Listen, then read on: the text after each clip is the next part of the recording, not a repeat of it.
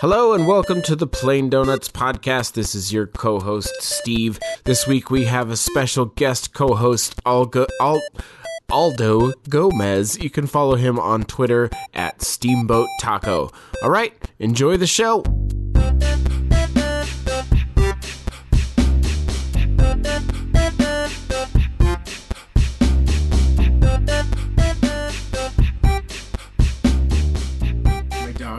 Silent. Well, welcome to the Plain Donuts Podcast this week. I found some trash on my floor that I didn't realize was there. Alright. Okay. Welcome to the Plain Donuts Podcast. I'm your co-host, Steve. And I'm your temporary co-host, Aldo. Welcome, Aldo. Yeah, I wish I had a little soundboard with, like, clapping. Yay! Aldo is a dude that... What other podcasts are you on? I do a weekly geek news show with a long title called Geek News Reviews and Opinions. Sometimes we call it Geeky Week when we remember, because it rhymes. Yes. Other than that's like the only thing I do. Oh, no, it's not. Actually, I hope they don't get mad at me for saying that.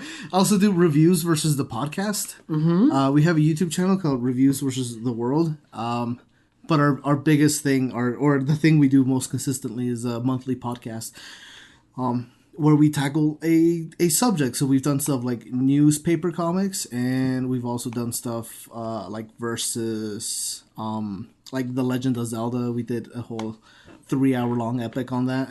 Nice. So yeah, so I do those podcasts as well. So if we talk about Zelda at all today, is that okay? Yes. Okay. Do you want a 3-hour episode? No, not really. I don't think people would be too into that.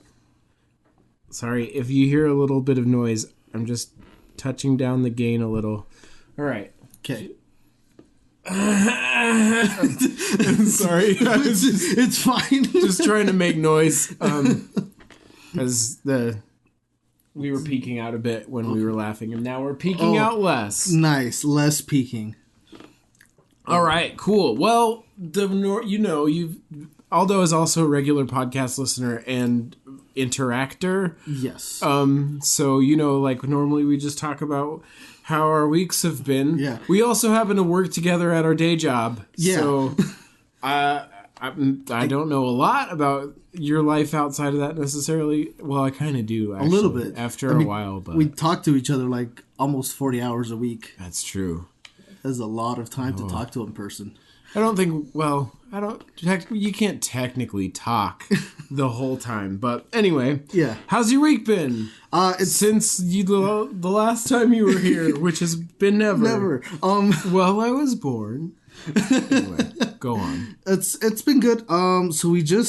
So last week, I watched a movie called Your Name in theaters, which is an anime movie. Mm-hmm. You're a fan of anime, right? Yes.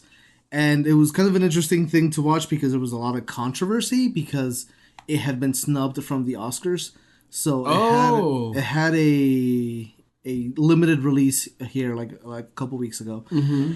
And went to go see it and saw it twice because they had it in its native Japanese language and they had done an English version as well. Oh, okay. And it was interesting because the band that did the music for it also redid their songs in English. Oh, weird. Yeah, and they don't do that like ever that I can think of.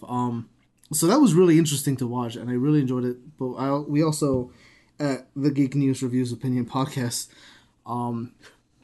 we also just finished like our 3-episode epic of reviewing films that we had been following for years. Mm-hmm. So we did a review on Your Name, we did a review on Ghost in the Shell, and we had done a review. Oh, what was the other one that had come out just before? I can't remember. John Wick 2. No, I wish. I could talk about John Wick for hours. I haven't seen John Wick 2 yet. It's so good. My wife won't let us watch John Wick 1 together because she's like, you told me about the dog, and I'm like, that's just the first 5 minutes. It's really cathartic because it's just there's revenge. It's a puppy revenge movie, and it's the best. It's so good. Okay, so sorry, I'm getting you off track. No, you're fine. I love John Wick too. I think we did Logan. I think was the other one. Oh, okay. I don't know. I'm just gonna throw that out there just to complete the 3. Sure. But that's kind of been it. Mostly, I've been listening to Lock and Key on audiobook.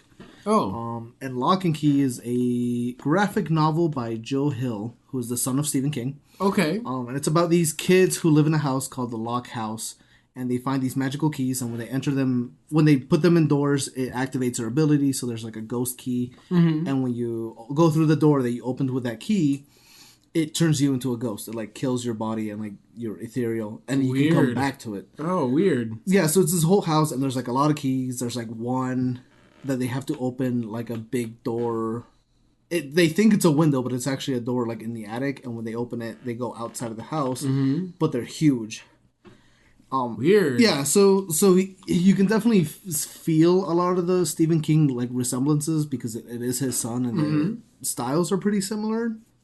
But it's a graphic novel, but I've been listening to it on audiobook. Yeah. You said that, and I was like, wait, how are you getting the graphic novel part? Yeah, it's really weird because there's no narrator in graphic novels typically. Right, yeah. And then they also don't give you a narrator in the audiobook. Oh, so you're just listening to like a really like kind of high production audiobook. They have a bunch of voice actors, they have a lot of sound effects, so like you can tell there's like a guy sitting there with like a pair of shoes just doing the what are they called? Shoot, there's a name for that guy. Yeah. But and it's funny, like it's a funny word, but I cannot remember it. But yeah, so I've been listening to that, and it's been good. It's a little weird. I'm used to like there being a narrator voice and Foley. The Foley, that's right, the Foley sound. The Foley sound guy, yeah. Yes. But yeah, that's so on audiobooks you're used to there being a narrator, and here there's not. Is it more like an audio drama? Yes. Okay. So like there's the part when like the first, because it's a little kid, because part of the mythos is that only kids can see the keys and have the effects. When you become an adult, you kind of forget about it, and that's how the house protects itself. Oh. So the first time that one of the kids finds like the ghost key and goes through it, you hear like the sound effect, and then you just hear like a thud, like a oh, and you're just like, oh well, I guess he's dead. Great. I guess that's the sound of a child dying. Thanks. That's terrible. Things I didn't need to know, but now do. Yeah, it's just like that's the sound of a body falling over. I wonder if that was inspired by the Winchester Mansion. There's a mansion, I don't know if you know this, but there's a mansion in California called the Winchester Mansion, and the lady who built it was married to, I think his name's Charles Winchester, but don't quote me on that. He's the guy who invented the Winchester rifle. And she was like convinced that people who had been killed by the Winchester rifles were haunting her house. And so there's like all these like weird pathways that don't go anywhere, and like little tiny weird rooms. It's just like all kinds of craziness in that house because she's like, I have to trick the ghosts. But you know, it might be because the book does take place in California. Like I think they live up in Washington originally, and then like a tragedy happens, and they go to the Lock House because they were told if anything should ever happen, you guys don't feel safe, the house is yours. Go live there. Huh. Because the dad remembers that the house would protect them, but he doesn't remember why. He just kind of remembers feeling safe in that house. Oh, cool. So there's that. And there's like a lot of neat stuff in it. I mean, one of the things I love about the graphic novel is that the artist was originally he was an architect by trade. Oh, cool. So the house is really fleshed out. Yeah. In the back of the books, there's always like just a bunch of diagrams and sketches of the house. And it was interesting because Joe Hill would give him like the scripts, and he would return them to Joe Hill, telling him like, these scenes here can't happen because you're in this room and you're looking out into the front yard, but this room is on the other wing of the house. Oh, weird. Okay. So they co-wrote it together. He kind of took care of a lot of that. So there's a lot of neat stuff. There's like a lot of secret passageways in the house as well that the kids can use. And cool. Type of thing. So yeah. Yeah, I wonder. That's the only house that I know of that's all crazy like that. So I don't know. Writers get inspiration from all kinds of places, I guess. What about you, Steve? How's your week? Oh shoot! I usually try to think about this question a little bit before I do it. I don't know. This weekend, which ended yesterday, we were recording on Monday, so it was Easter, and so like on Friday night. My wife has been putting together the kids' room for our church, like decorating and like designing the whole thing and stuff. And we had a bunch of like finished pieces that we needed to go put in there. So that's what we did on Friday night. And then what happened on? Oh, and then Saturday we're also. Oh man, there's so much crap happening. We're also doing our yard right now because we have this new house that didn't have a yard, so we have to basically do the whole thing. And so Saturday we went and spent, I don't know, at least 2 hours at this nursery trying to pick out some trees. We got 5 different styles of trees to go around.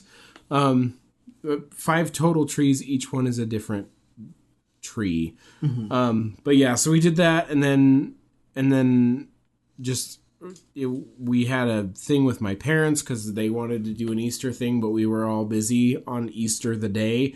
So anyway, we did this thing with my parents, just had food at their house. And then on Easter morning, I had to run sound for our church service. And so I had to, we had another thing, a sunrise service going on at 6:30. So we left our house at 6. And then I ended up at the church at 8. After dropping my wife off and then running sound, and then like came home and chilled out for like an hour, and then people came over to our house, and then we're here till like 4:30 or 5, and then I fell asleep till 9. So it was a pretty crazy busy weekend, but I mean it's not like that happens occasionally. Yeah. It's not like, oh my gosh, this is wild. It was just really busy. Other than that, things are just, I don't know, never buy a house. Everything's expensive. That's all. The other movie, sorry, it wasn't Logan, it was Power Rangers. Oh, that's right. Yeah. We had long running. Okay, so was Your Name a movie that was like from a while back too, like a remake, or was it just... No, we heard about it early in development. Oh, I see. Because one of the panelists is a fan of the director.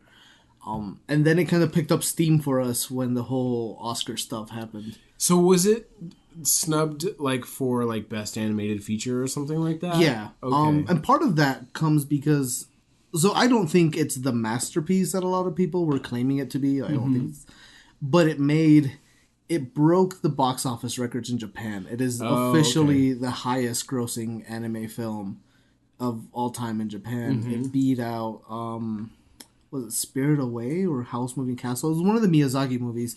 He beat it out. So a lot of people were like, well, that was an Oscar-worthy movie, and this one has beat it out financially. It should theoretically also be a better movie, so it should be in the Oscars. Well, there's a lot that goes into like determining what is successful in a financial way, right? Yeah.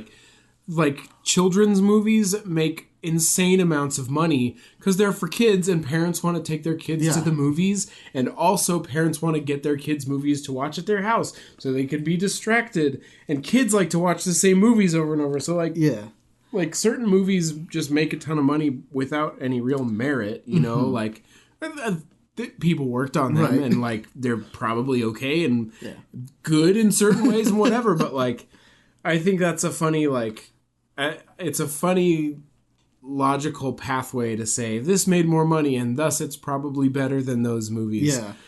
But I don't know. I saw it. I enjoyed it. I don't think it's the masterpiece, but oh my gosh, it's a gorgeous looking movie. I think on a technical aspect, it's what did win best animated feature this year for Oscars? Was it Moana? Was elected? That's not the right word. No, what was the other Disney/Pixar movie that came out? Oh, Zootopia. Oh, yeah. Yeah, it was Zootopia. Zootopia won? I think so. I'm going to have to double check that fact because I feel like I would have heard that and been like, what? 2016? Okay. Yeah, I think so because I keep making a joke that I haven't seen Zootopia because I don't support anything that makes more furries. 2016 was Inside Out. I don't support anything that makes more furries. It was Zootopia. How did I not know? Yeah. That's crazy. I mean, I always just have like a big beef when it comes to the Oscars in animation because it's always like the Disney Pixar movie because that's the movie that everybody watches, and like they did interviews with the people that do the Oscar voting and watching, and a lot of the consensus watch was that we don't watch the animated films.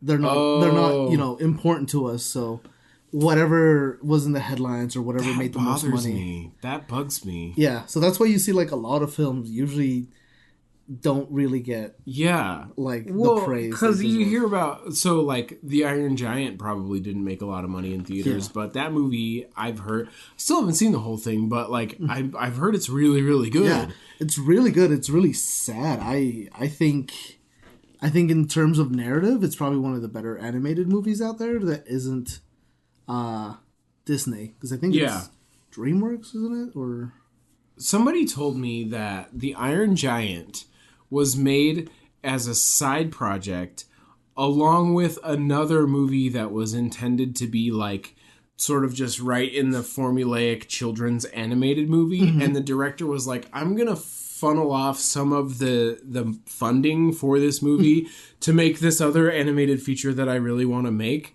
And like then they were both done, and he basically went to the studio and was like, we made this movie, we also made this much better movie. You can't be mad, it's already done. Do you want to release it? Basically. I don't know the whole story. I didn't really look it up, but I thought that was I was like, really? Could that happen? It's Warner Brothers, not DreamWorks that did it. And the guy that did it was actually Brad Bird, who's the director for The Incredibles. Oh, really? Yeah. Cool. So you see a lot of those hints where like The Incredibles is a really good film, but a little introspective at some points. Yeah. And like you kind of see that theme with a lot of Brad Bird movies. Like I love The Iron Giant. I think we've both seen the episode, the Movies with Mikey episode. Yeah. Where he talks about it. It's really good. It's a really good episode, even if you haven't seen The Iron Giant. Movies with Mikey's great. I'm gonna try and get him on the podcast. Oh, I'm totally gonna do that now. I'll be like, Mikey, we had a YouTube guy who's part of 1 million sub channels, so we're legit now? We probably can't get you to 100K, but we can definitely get you a few dozen more subscribers. You might get some views this week based on our podcast, which is unbelievably large in terms of audience size. I don't know if you knew that. No, it's not really. It's great, though. It's cozy. It's a cozy number of audience. I wouldn't call it.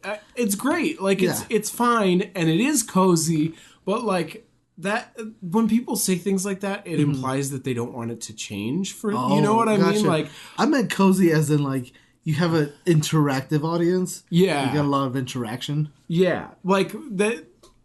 I guess that it implies comfort, right? I'm comfortable with this size, and that's how it's going to stay. Whereas me, I'm like, no, we need all the audience. But then I don't know if I actually really want that. Like that's, I imagine that you would achieve some numerical success and then be like, some of these people kind of suck. Why are they listening to our podcast? You know, like, I don't know. I just imagine at scale you run into all kinds of crap. So we're saying he's never going to be satisfied. I know. Lin-Manuel, I'm never going to be satisfied. Just like Alexander Hamilton. Yes. I don't know if that's... I'm speaking to Lin-Manuel, who we have a regular conversation with on this podcast. That's not also true.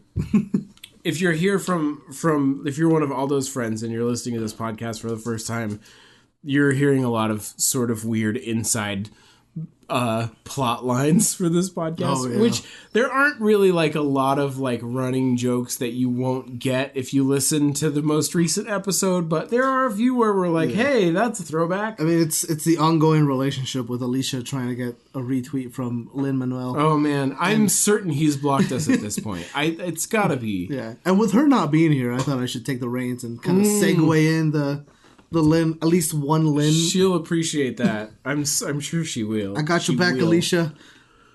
Oh, all right. Should we start with the regular thing? We've sort of like BS'd about movies for 20 minutes, which is cool with me. I like movies. I mean, like I said, I could talk about movies a lot.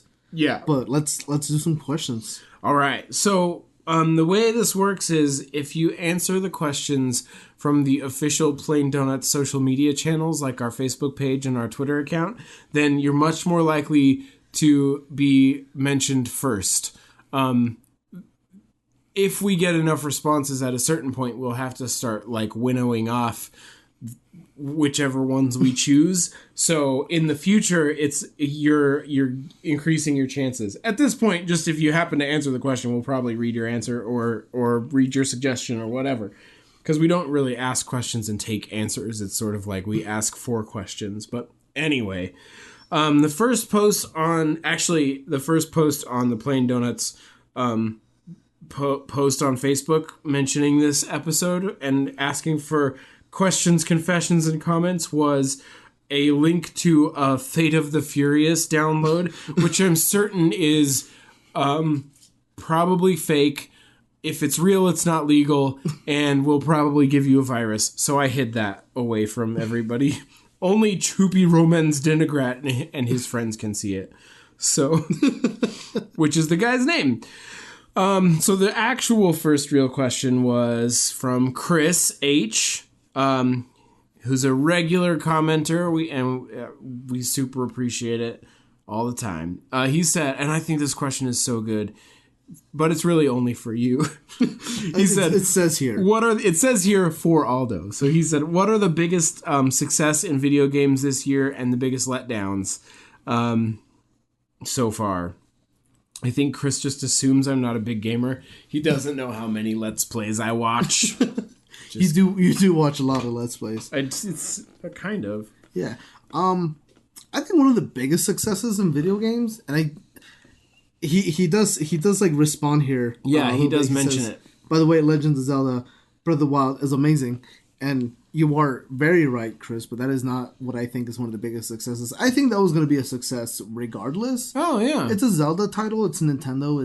There's kind of a level of quality that you expect. It's kind of like a Pixar movie. So yeah. There's the whole, like, term that people use, Nintendo polish, right? Which is sort of like the idea that Nintendo's games are extremely well-rounded and there's very few bugs and they just have a high level of polish. Yeah. I mean, it's impressive because it did sell, what was it, like 925,000 copies, which is on the Switch, and there's only been 905 Switches sold, or not 905,000 Switches. So it has sold 20,000 more copies for the Switch than there are Switches actually sold. Was it not on...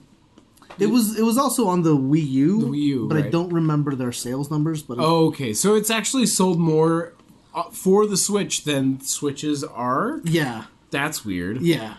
Well, there was also like special editions that were out, so I think a lot of people probably picked up... I'm assuming 20,000 people picked up 2 copies. One to collect and keep, and the other to play.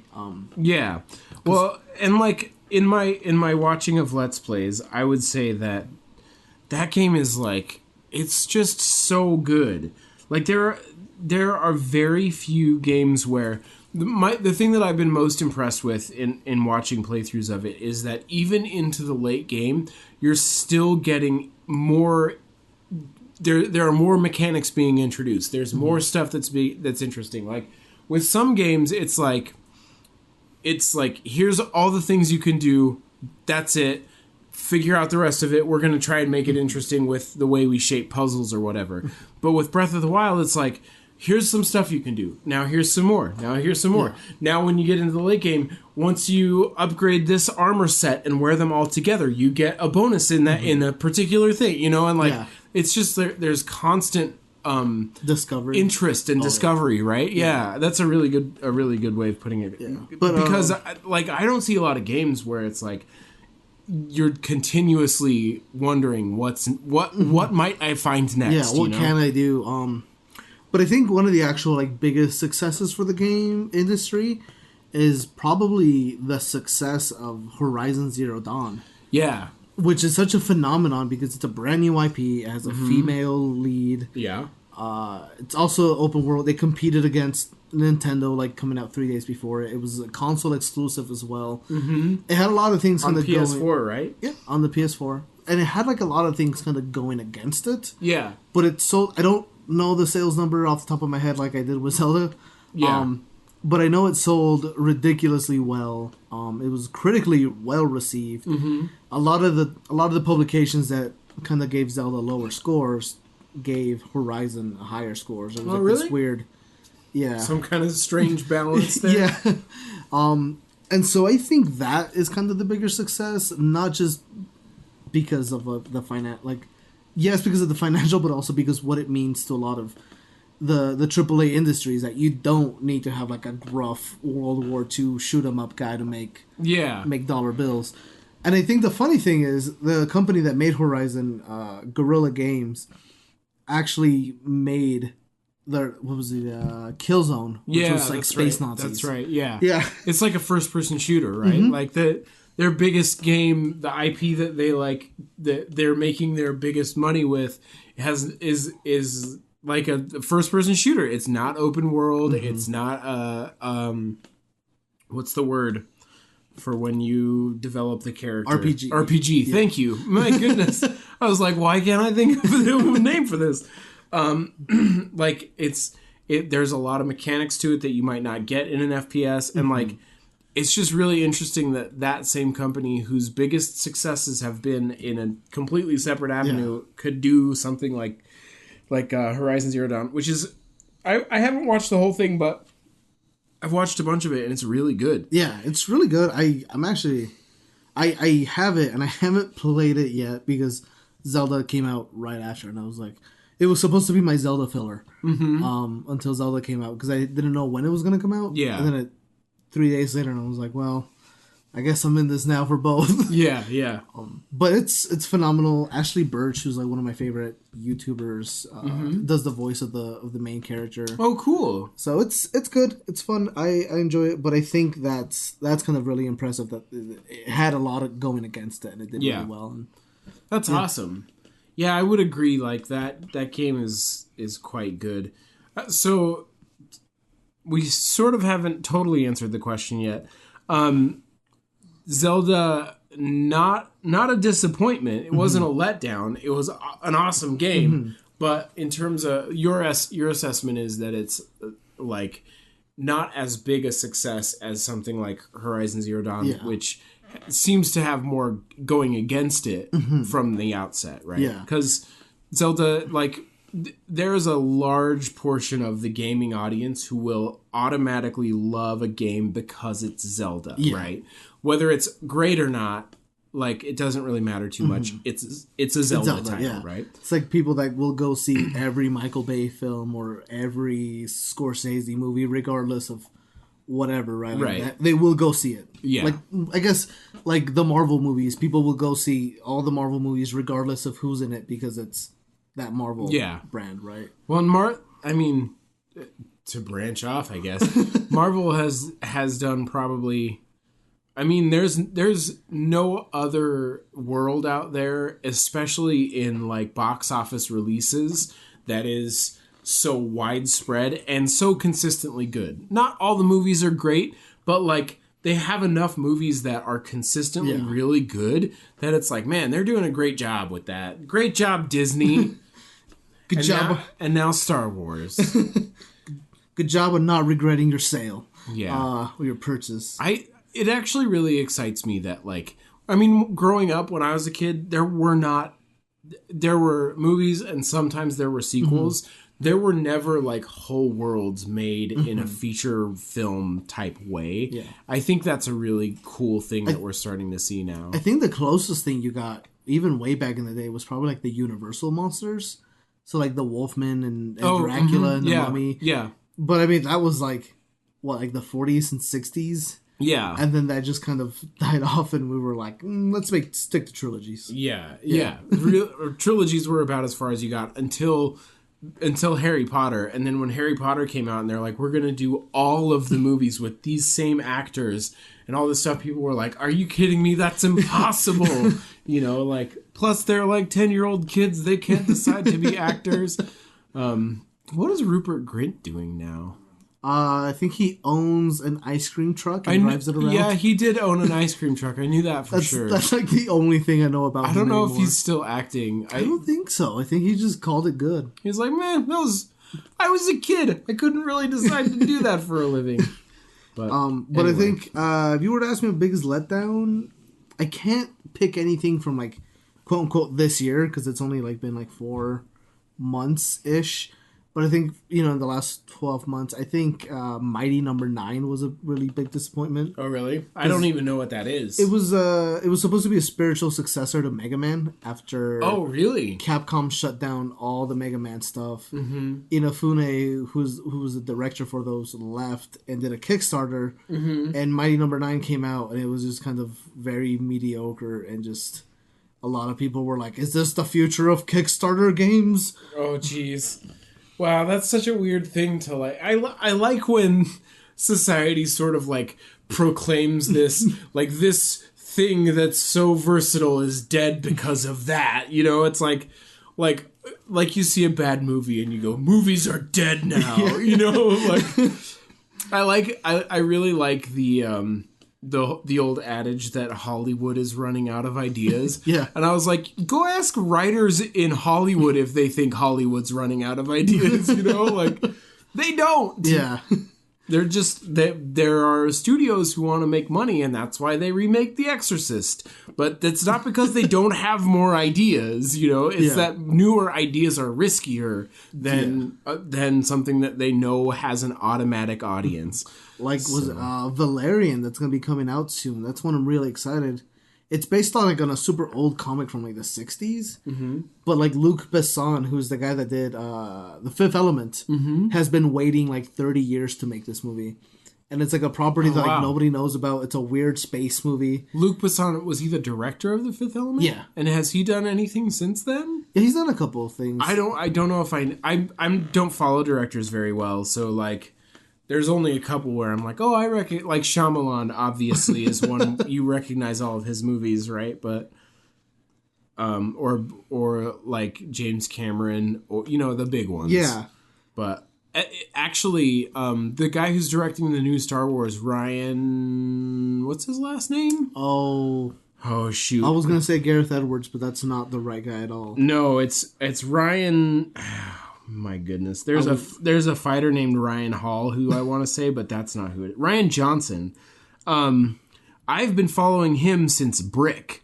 And that's one of the only directors that I've just been following, but I've really liked all of his movies. So he did Brick, he did The Brothers Bloom, he did there was one that I think Adrian Brody was in The Brothers Bloom, but he also did Looper, and then now he's doing the new Star Wars. Right. That was a Looper guy. Yeah. Okay. Yeah. I'm excited.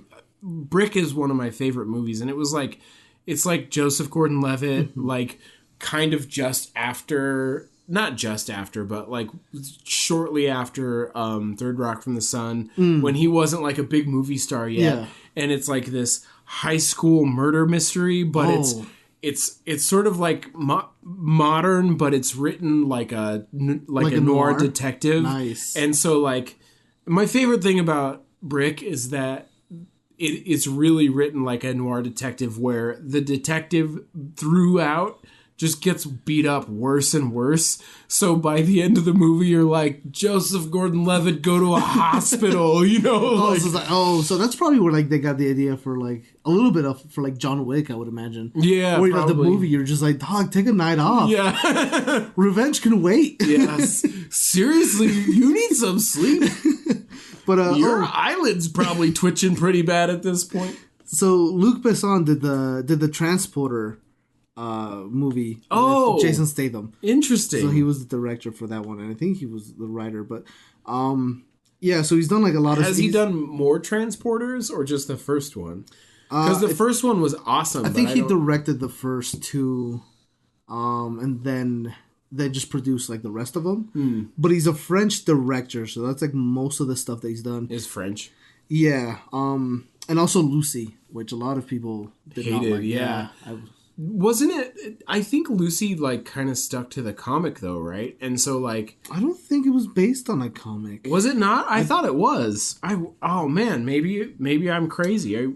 We saw it in the theaters, and the ending is what really threw people off. I think I did not like the end. I didn't like a whole lot of it. I know ScarJo just wants to be in like a really good like sci-fi action movie. Yeah, and she just doesn't get her wish, and I think my problem I had with it was I was expecting her to do some really cool Matrix style fight scenes, and then it's like everybody's just gonna float when I walk into the room. Yeah. Okay. I didn't hate it until the end when I thought it got a little overwrought. It is all. Yeah. But should we go to the next question? Yeah, we should probably, because we've been on this one for a long time. I can't really name a game that's been super disappointing, because I don't play that many games, and most of the time when I'm watching like a Let's Play or something, it's of a game that is already kind of good. Yeah. Although like, I don't know. I watched a little bit of gameplay of Resident Evil 7, which people thought was really, really good. And it just wasn't that great for me. I was kind of like, but I'm very much not a big fan of horror games. So maybe... I also think the Resident Evil games are really good to like experience. Like it's a thing because there's a certain amount of like tension that you don't get watching it because the tension is like being at the driver's seat. Yeah. Well, and you get that same thing, like, I'm such a weird gamer because I've literally been watching people play games my whole life. Yeah. Like, I grew up watching my brother play, right? And so, like, and I wanted to play, but he was always better, so I was like, well, I'll just you just do it, you know? And so, like, so, and then our friends, and so, like, I feel that tension. When Silent Hill came about, right? We were, like... that was a game where we would like just sort of huddle up in a room during the day, and then after a while we're like, we got to stop. This game is scary. Except the room got really just over the top. Do you remember Silent Hill? The one with a giant eyeball, like and like some like crazy pregnant zombie giant thing. Yeah, they're going for like shock, and it just didn't. It was just too much. Anyway, old school.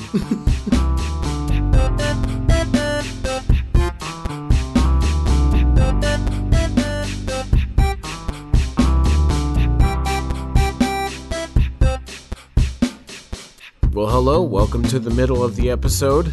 Again, I'm your co-host, Steve. Just wanted to interrupt here, as I normally do, to say, as always, thank you so much for listening. We love having you as Plain Donuts listeners. We love interacting with you. We love the whole thing. So, if you want to interact with us, you can always go to yourplaindonuts.com and find links to all our social media there. And this week as well, you will find a link to Aldo's Twitter, just at Steamboat Taco, but you can find a link there on this week's episode listing. It'll be episode 31. So yeah, if you want to follow him on Twitter, that's fantastic. He has a lot of puns. It's great. Also, with those social media links, you can find them on the desktop version of the website and also on each listing for every episode. That'll be at, again, yourplaindonuts.com. With those, you can share out this episode or any other one on social media. That would be really fantastic. Or if you could just share it with a friend that you have that you think would like the show, if you think it's funny or interesting, or if you particularly liked this week's subject matter, that would be awesome. That's probably the most helpful thing you can do if you love the show. Just share it with a friend.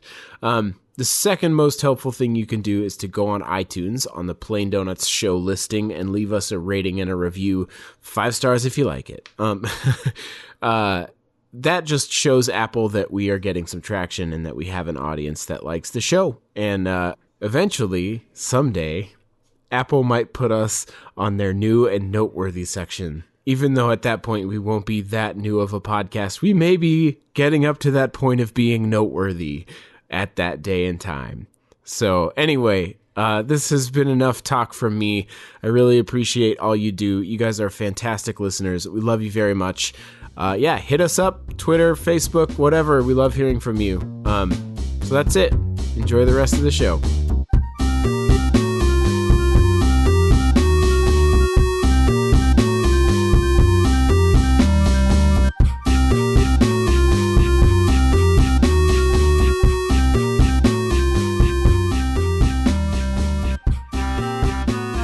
So Tyler, a guy we both know, Tyler W., said, what piece of entertainment would you like to see swap mediums? Like, what comic book do you want to see as a movie or TV show? What movie as a video game? Which anime as a comic? Which is sort of, kind of already that sort of. Yeah. And all other possible combinations. Well, one thing I can say is that they're doing American Gods on what, Showtime? Yeah. Is it was it Stars? It's one of those. It might be Stars. I don't know. It's one of the two that aren't HBO. It's one of the ones that aren't paying us. Yeah, yeah. Or you, I guess. Me? Nobody's paying us. Are we making jokes about who's paying us now? Yeah. Yeah. This podcast is sponsored by HBO. Anyway. No, so I know that they're doing that. I'm really excited about that movie. Although, here's a little bit of a spoiler, but it's just the very beginning of American Gods. There is, I don't know how much I can say this without parents flagging it for their children. Oh, are you? Is the goddess? The very beginning, yes. There's a goddess in American Gods that consumes a gentleman as they do the coitus, the coital activity, and she does not consume him with her mouth. It's crazy. Yeah. So I pretty much hope they don't do that scene. Yeah. I listened to the 10th anniversary authors edition of American Gods, and I know that there's some extra scenes in that. I don't know if that scene was in the original or not.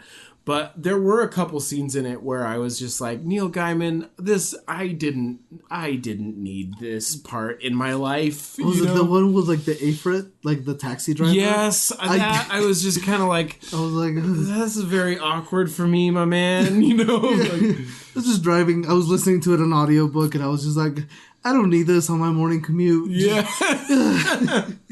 Yeah, but I'm really excited that they're making a television series out of it. So that's one that I'm excited for, but that not one that I imagine. It's just one that's going to exist. I think one of the ones I would love to see as like a set of movies, kind of with like that Marvel quality, or I guess the Marvel budget. Yeah, is The Dark Tower.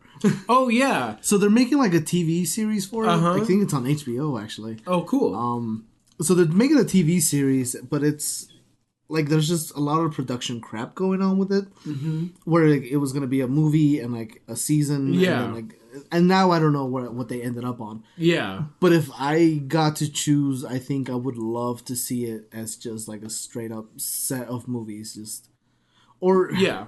I think so. Just like a set of movies, just with a really nice budget. Because there's a lot of. Have you read those? No, I've heard they're really good though. Yeah, so there's a lot of really good like fantastical like fantasy elements to them. A lot of like great visuals, by Stephen King, and I think a lot of that stuff would benefit from like a super huge budget, and I think it would be great. Especially, in an ideal world where they don't have to really cut anything out of the book. You would get a lot of references to a lot of Stephen King films, and like I think it'd be cool to like bring in like old actors that are tied to whatever piece of media they're referencing, because I think in the Dark Tower there's like changelings, I think it's what they're called. I'm probably wrong, but they're shapeshifters. Yeah, and they reveal that the clown from It, Pennywise, is one of those. Oh, weird. Yeah, so I think it'd be cool if you had that, and then like you also had like. Is what that was his name? Tim Curry? That would actually explain the spider at the end and make it not so weirdly like just such a weird departure from this whole creepy clown thing. Right? Man, that's okay. And there's like a lot, like Stephen King ties a lot of stuff together too. So like Firestarter, the book. I think in an interview he kind of mentioned off the cuff that like Carrie was probably a Firestarter, but he hadn't like decided on that. Oh, okay. So I think a lot of like those references and just maybe bringing in actors, not to reprise the part, but just like maybe be involved with that reference. I think would be really cool. because you could get people like Tim Curry or like I was saying like Chloe Grace Moretz that just played Carrie, like just getting them to like be like a cameo appearance thing, I think would be awesome. Yeah. Yeah. Well, I thought the idea that they had for it originally was like super ambitious and interesting. Sorry, my throat had a bunch of crap in it. Where it was going to be like a series of television shows that was like anchored with movies, right? Yeah. So like every year or whatever, they would make a new Dark Tower movie that went along with the series of TV shows. And I was like, man, that is so crazy. Yeah. And like, how does that work? And is it going to work? But I don't, like, I haven't been following it. I think they got scared off from Agents of S.H.I.E.L.D. not doing so well. Oh. Mixed into the universe. I think they might have looked at that and been like, maybe that's not such a good idea. Maybe. But Agents of S.H.I.E.L.D., I don't know. I haven't watched the whole thing, but I remember it coming out and I just being a little bit lackluster as a show. Whereas, like, the all the movies around it are really good, right?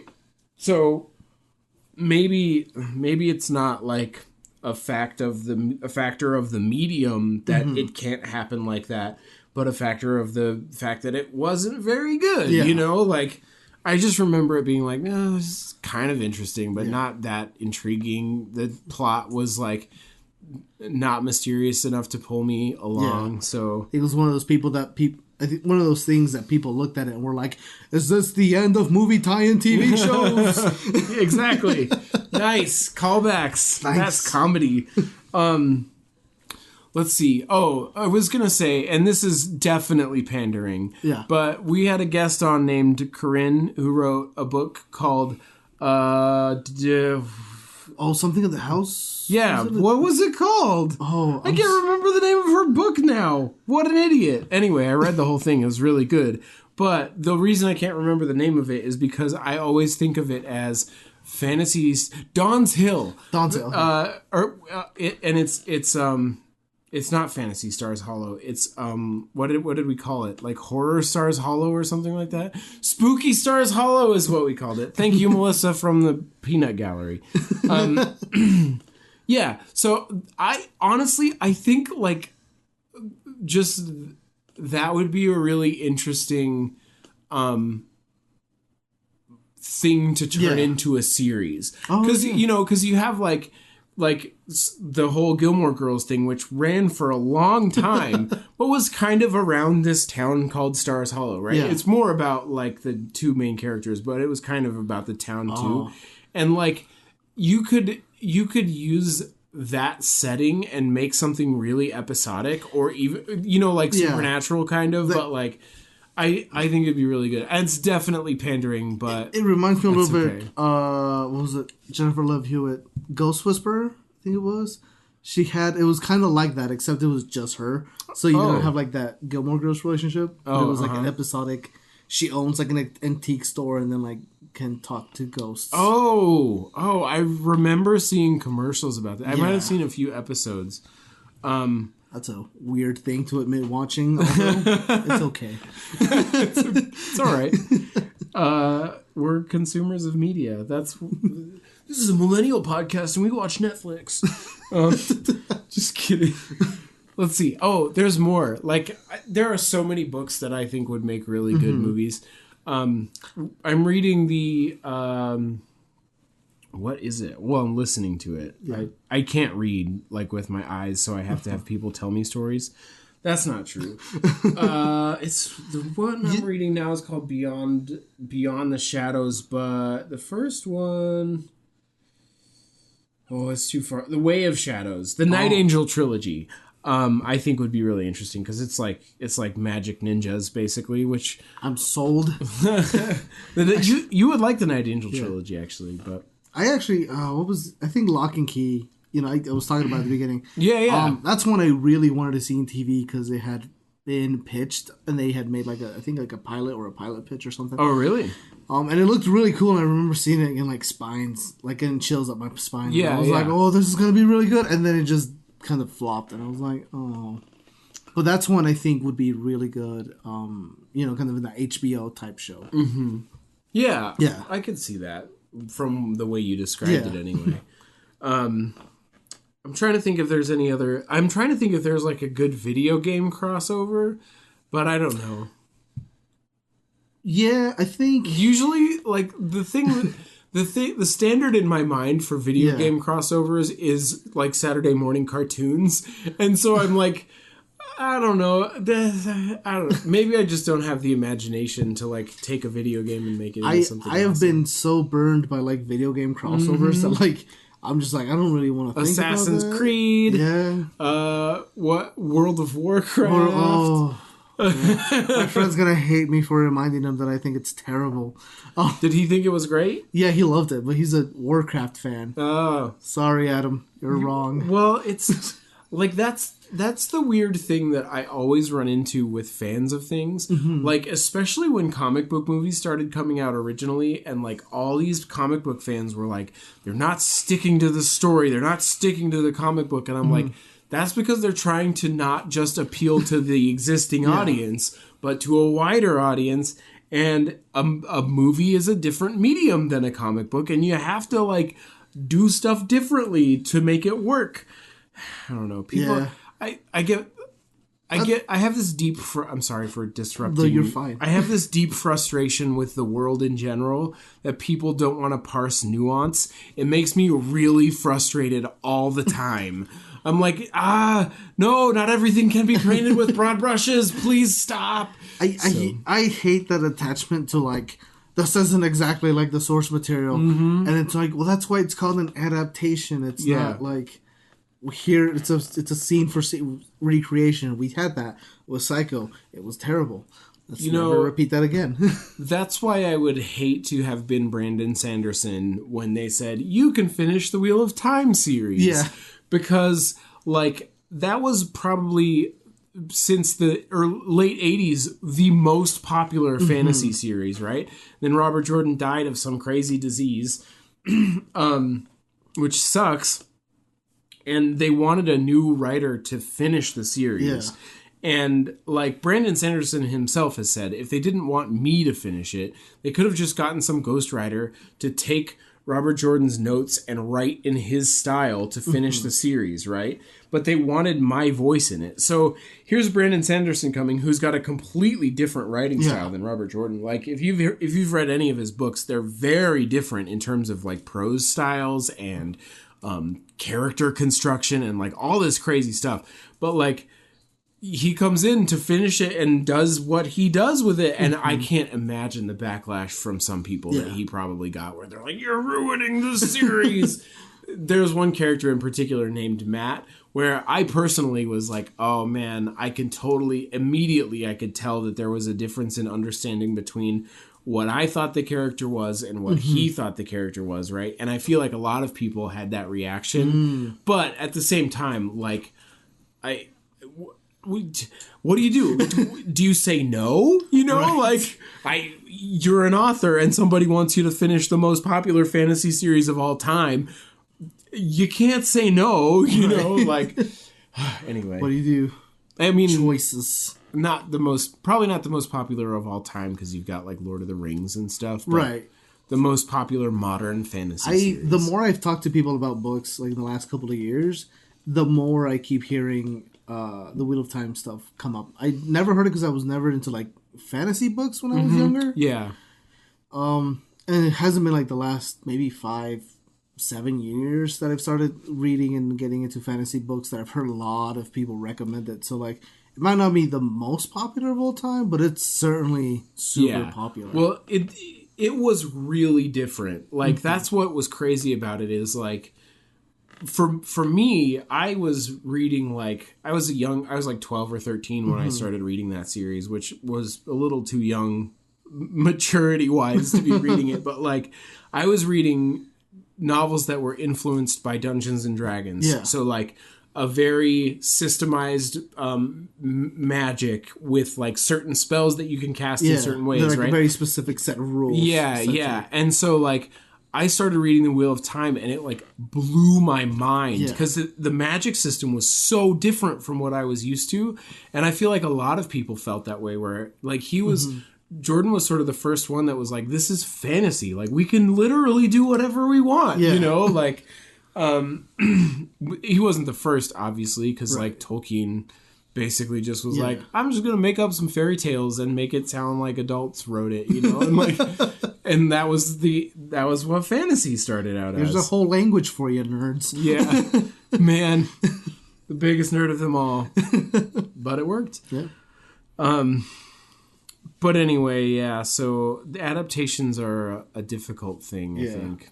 I don't know if we had something we were getting to with that conversation. Not really. I don't think. I think we were just talking about how kind of it sucks sometimes to pick up an adaptation. Yeah. I felt really bad for Rupert Sanders when he picked up Ghost in the Shell. Because it's like you have the Hollywood demanding that he make it super accessible for everybody. Yeah.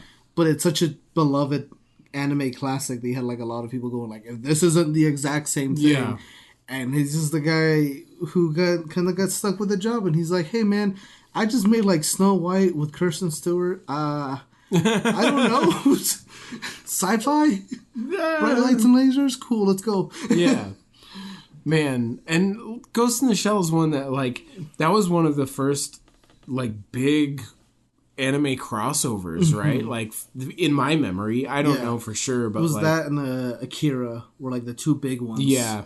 And then like Dragon Ball Z was like the sort of this television idea of that.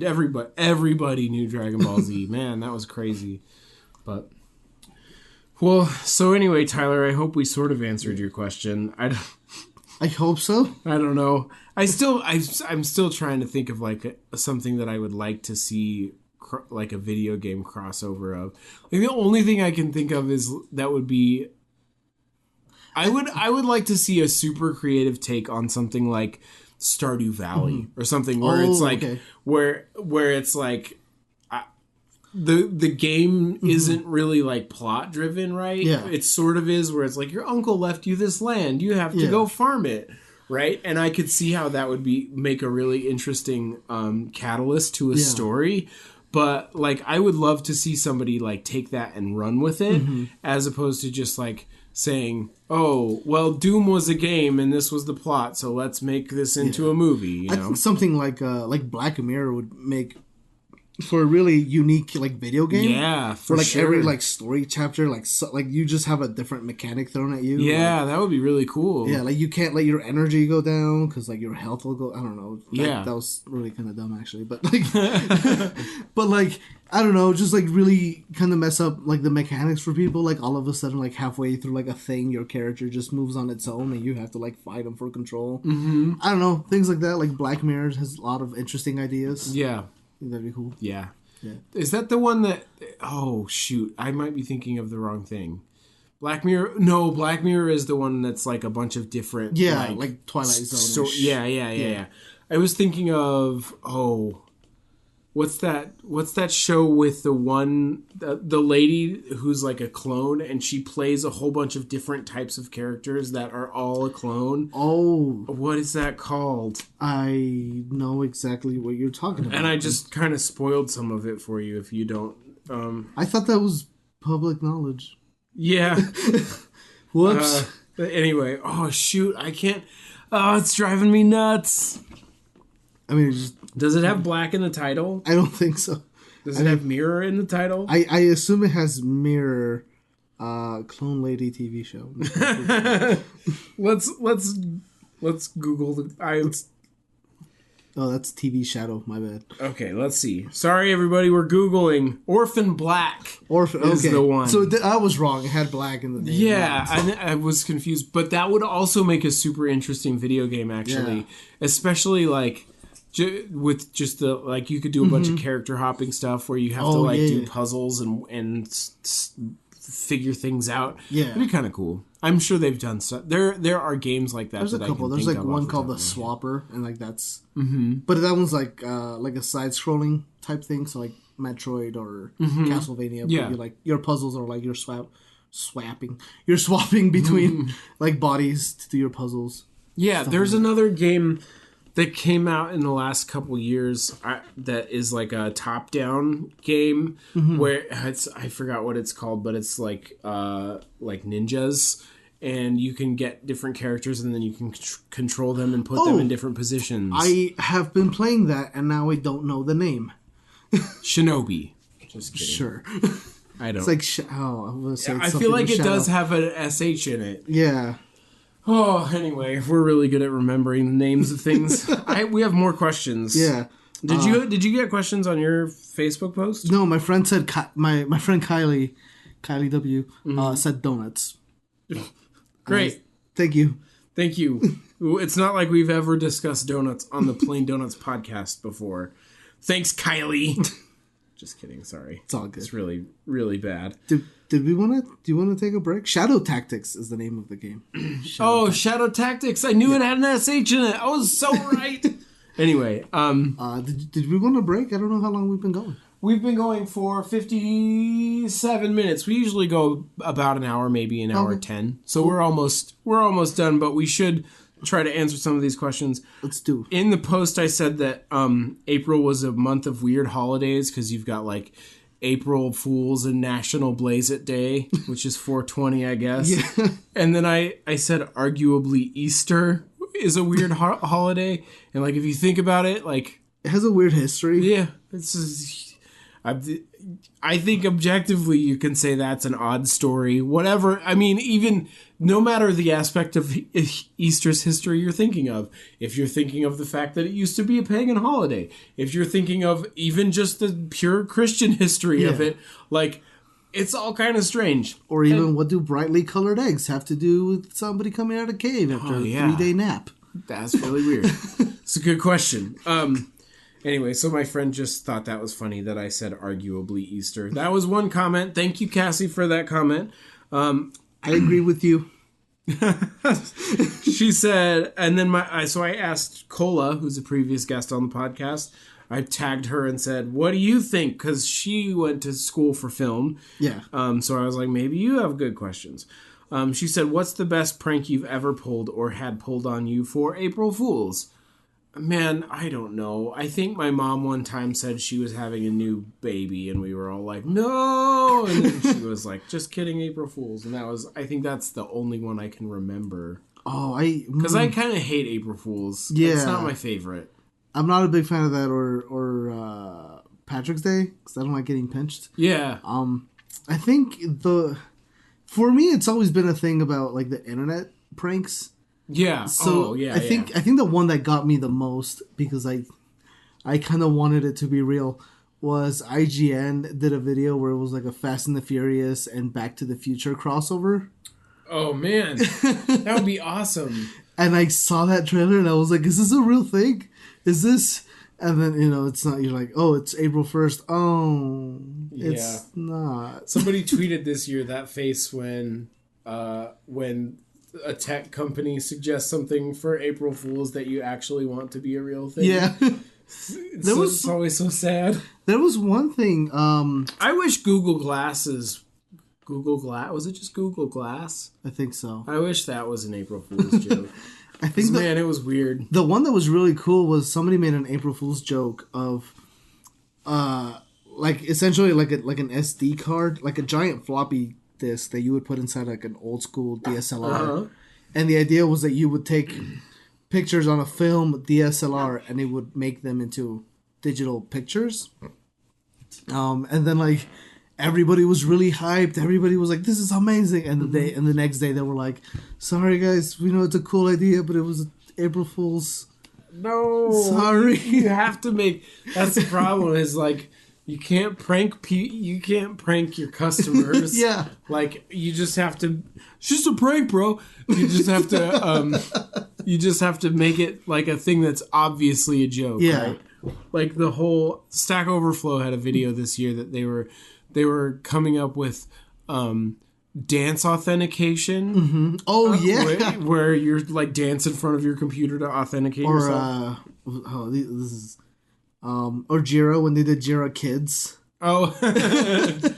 It's like the dad comes into the room. It's like, "Who wants to groom the backlog?" And all the little kids are like, "We do." Oh man, I know people that would want to do that with their family. It's crazy, guys. Cola also said, what film was the biggest surprise to you? Perhaps one that you didn't really care to see, but when you did, you ended up loving it or appreciating some aspect of it, like the cinematography or the score. Basically, any hidden gems that we should all give a chance. Well, and this is the thing that this question struck me about was it's not really a hidden gem, but if you've never seen Children of Men and you don't know what it's about right now when I say that, go watch that movie. Don't watch any trailers.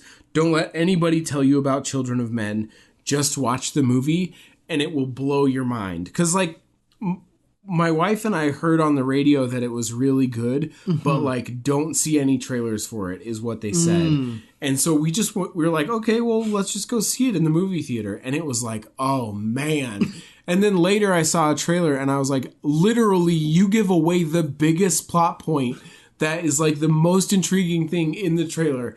And that's what's really frustrating about, like, reviews and trailers. I'm still haven't done my review of Don's Hill because I'm still thinking about it. But, like, part of my problem is that I don't want to spoil anything, but it's hard to review something without giving any spoilers.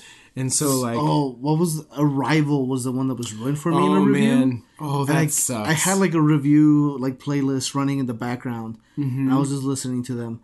And he's like, well, we're going to talk about... It was Movie Bob. I love him. He's a really good critic, I think. But he was like, we're going to talk about Arrival. And he's like... And at, like, the 3-minute mark, you click off the video because we're going to talk spoilers. Yeah. And I had walked away and... Don't spoil it because Arrival's super good. And, like, I had walked away. And as I was walking back, it was like... We're going to talk about the spoilers in Arrival. And I was like, no. And by the time I got to it, I was like, well, I've heard everything. Man, that sucks because Arrival is so good. I've been waiting for it to go so far back into, like, the back of my mind that I can watch it again and be like, this is as new as it's going to be for me. Yeah. I am eagerly anticipating the Movies with Mikey episode on Arrival. I know he wants to do it. I don't know if it's been voted for yet. But... I'm really hoping it's Guardians. The next one? Yeah. Man, I'm so excited. I really know. I'm so glad that he's getting better. Yeah. Because I was like, oh, please, Mikey, the world can't be without you. You know, like... Please. I think a lot of the hidden gems, quote unquote, that I give out are not necessarily hidden gems to, like, the people I talk to, which is typically, like, anime films. Yeah. But they are to, like, normal kind of mainstream audiences because they don't typically, because they're like, these Chinese cartoons for kids, what? Nice. Yes. Yeah. But if the one movie I always recommend to people, and a lot of people haven't seen it if they're not, like, into anime, it's Wolf Children. And it's a story about this lady, or this young woman who's, like, in her early 20s, falls in love with this guy in college. And finds out that he's essentially, like, the last of, like, a clan of werewolves. Oh, wow. So they get married, they have kids, and when they have their first kid, like, his instincts take over, so he becomes, like, a werewolf, goes and, like, he becomes a wolf, not like a werewolf, becomes, like, a full wolf, goes and, like, finds, like, a chicken or something to bring it to the kid. It's just, like, his instincts. Yeah. So they have a second kid, and that instinct kicks in, but he gets ran over on the way home. Oh, no! So she has to start raising these kids, like, in Japan by herself, not finishing college, not really having work experience. So it's about her raising these 2 kids, and then you find out that the kids have these wolf attributes, so they can change between, like, a kid and a wolf. Oh, Or, like, I guess a pup. So it's about these kids kind of growing up without their father and having this thing that their father knew about and she doesn't. And there's one scene that I always love telling people about, and it's one of the kids, really little, eats a silica packet. So the kid's throwing up and it's kind of passing out, so she takes her kids, and, like, at a literal crossroads, there is a vet's office and a pediatrician's office across the street from each other, and she has no idea where to take her kid to. Man. So she starts calling both of them, and you know they tell her like, oh, if they're throwing up, they'll be fine. Like, oh, okay. Like if your dog wants water, that means they're good. And like the little girl's like, I'm thirsty, and she's like, oh, okay. Nice. But it has some really great cinematography in it. There's a really beautiful part where the two kids are growing up, and it shows them in school, and it's just this shot that pans between two classrooms, like from left to right, right to left, and it shows them as they're growing up. Oh, cool. So it's like a montage? Yeah, it's a cute little montage. There's some beautiful scenes in it. The story is just one of my absolute favorites. I think it's a bit of a hidden gem to most mainstream people. Yeah. If you haven't watched it, I recommend it. What's it called again? Wolf Children. Wolf Children. Yes. Well, cool. That sounds like a good one. I hope you like it, Cola. Yeah, for sure. I have a... this isn't a movie, but there's a kids show on Amazon's Prime service that I can't remember why I watched it. Other than, like, I just saw it, and I was like, oh, that looks interesting. Is it Ladybug and Cat Noir? No, it's Gortimer Gibbon's Life on Normal Street. It's such a ridiculous show, but, like, they deal with all these, like, really, like, difficult emotional issues that, like, like kids and tweens would deal with. And I watched it, and I was like, man... it was entertaining enough, but also kind of like pulled at my heartstrings. I've only seen the first season, but I was like, if I was a kid, like I might be kind of devastated by, you know, like, yeah. Anyway, Gortimer Gibbon's Life on Normal Street. If you have Amazon Video, check it out. I liked it. I don't know. My friend Sheldon said, he's a regular commenter as well. Mm-hmm. We're getting pretty close to time, but we could answer this question relatively quickly, I think. Do you think the DC movie adaptations will ever catch up to the Marvel ones, both in variety and in quality? I think they could already beat them in variety. I think a lot of the Marvel movies have gotten kind of samey. Yeah, for sure. And when you have stuff like, well, I mean, if they had been good, if you had stuff like, you know, the Man of Steel, which is like a Superman classic superhero epic, then you have stuff like Suicide Squad, which very well could have been like a really goofy Dirty Dozen type movie. Yeah. I think they already have the variety. Yeah. But I think in terms of quality, I think they just need to let go of... First of all, I think they need to let go of Zack Snyder. I don't like his vision for it, and I don't think his vision is very good for the DC universe. Mm-hmm. I think if they did what Marvel did in their Phase 1, which is just grabbing a bunch of different directors from different genres and just kind of going ham. Yeah. Well, and there were so many good results from that. You know, like, you've got the Spider-Man movies that earlier, like, I didn't really love the Raimi ones. Mm-hmm. And Spider-Man has been, like, on this constant iteration of new directors, like... it's just like every couple movies they're like, we need to try a new Spider-Man director. So that's been like one of their sort of like struggling IPs, but like Guardians of the Galaxy, if they had just used the same style with the same director and whatever, you'd never get what Guardians of the Galaxy was, right? You would never have an offshoot like that, right? And it's weird because, like, you know, kind of talking about how they're becoming samey, I couldn't even tell you who the director for Doctor Strange or Ant-Man was. Right. Like, that's how kind of samey they've gotten. Yeah. But then, like, in Phase 1, you also had, like, you know, Tony Stark being, like, a really cool sci-fi action movie. Mm-hmm. But then you had, like, a period piece with, like, Captain America. Mm-hmm. And then you had, like, a space fantasy with Thor. Like, it was just kind of all over the place. Yeah. And it worked really well. Yeah. I think you mentioned last year sometime that DC got like a new head of their creative department, right? Or somebody who had been there working on some products was promoted to be like their new creative director or something. Oh, what is his name? Jeff Johns. he works. He was the guy that did the Lantern stuff from like the early 2000s. He's essentially the guy that invented the rest of the Green Lantern spectrum. So that's when you had like Red Lanterns, orange, blue, purple, all that stuff. He's really good. He has like the patience to set up like a 10-year storyline, which is what he did. It was like almost 12 years. And it all culminated with like Blackest Night and like Brightest Day. Which were really cool. He set up this whole new mythos, and it was really well done, and I loved it. And I think he's in charge of their creative stuff, and I think if he's a little bit more hands-on with their movie stuff, they could benefit from that really well.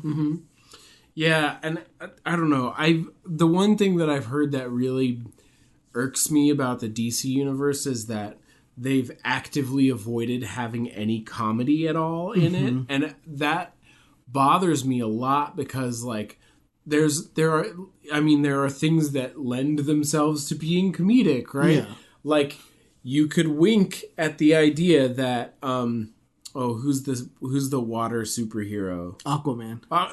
That he's Aquaman at all, that he exists, right? Yeah. And that's just a thing that's on the surface. Like anybody who doesn't know the history of Aquaman or what Aquaman really is, hears that there's a superhero called Aquaman, and they're like, "That's sort of ridiculous." You know. I think it's funny in the trailer they call him the Aquaman. But even Dark Knight had like as serious and like as a crime thing it was. Even that one had its laughs. I still remember Dark Knight Rises, where he's talking to. It's him and Catwoman, and they're getting into the Batplane. And, like, he jumps in, and he's like, get in. And she's like, my mother told me to never get into cars with strangers. And she jumps in, he's like, it's not a car. And then, like, it's a Batplane. It's like, okay, that's comedy. Yeah. It's not the best comedy, but it's comedy. Yeah. But I just think they've done themselves a disservice in doing that. Yeah. Anyway, one of my friends, Mara, she said that Easter is crappy Christmas. All right. It's fine. I'm okay with that. I think that's a funny way of saying it. Yeah.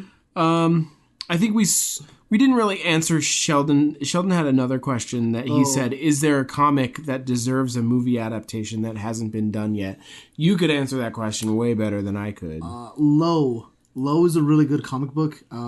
Chris at work, the one that works with us. Yeah. He has been reading it as well, but it's like a post-apocalyptic book about people, like the sun exploded, and so people are living underwater. Oh, crazy. And they're running out of oxygen. Oh, wow. So, like, this family of scientists that has, like generations of them have been, like, studying other planets and that type of thing, waiting for, like, another habitable planet, finally get, like, a satellite that has come back and has found a habitable planet. So it's them kind of making a race to the surface to get to this satellite so they can figure out the information. But it's at this point in this post-apocalypse that people have essentially given up. Because they're like, wow. We probably have, 20 years if we ration out air and food. Or we could live it up for 5. So people are like, we're living it up for 5. Yeah. And it's about her essentially going from like this little underwater area where like it's people are living like kings, then like above that it's pirates and people who are like still scavenging, and like it's a lot of it deals with hope, and I think it could be done really well. It might be a little topical, but I love it. I think it's really cool. It's the writer did it while he was going through depression, and it helped him kind of cope with his depression. Oh, that's kind of cool. Because like I said, a lot of it is based on hope, and like the main character just has like this never-ending like pool of hope. Yeah. That a lot of people around her find obnoxious, but it's about her kind of saying like, if we can get to the satellite, we might survive. Yeah, that's awesome. So I think that'd be really cool for like a sci-fi movie, a little post-apocalypse. In case Waterworld isn't enough for you. Yeah, or Snowpiercer, that kind of... The layers that you described sort of reminded me of Snowpiercer a little bit, but... Anyway, well, it's been an hour 15. This is a long one. Wow. But anyway, that's cool. Thanks for coming on the podcast and guest hosting. Thanks for having me. Yeah, it was super cool. We'll have to have you back on as a real guest sometime. With Alicia. Yeah, it'll be fun. I want to high five Alicia. You heard that. Anyway. Okay, well, cool. This has been the Plain Donuts Podcast. I am your co-host, Steve. And I am your guest co-host, Aldo. All right, thanks, everybody. Bye. Bye.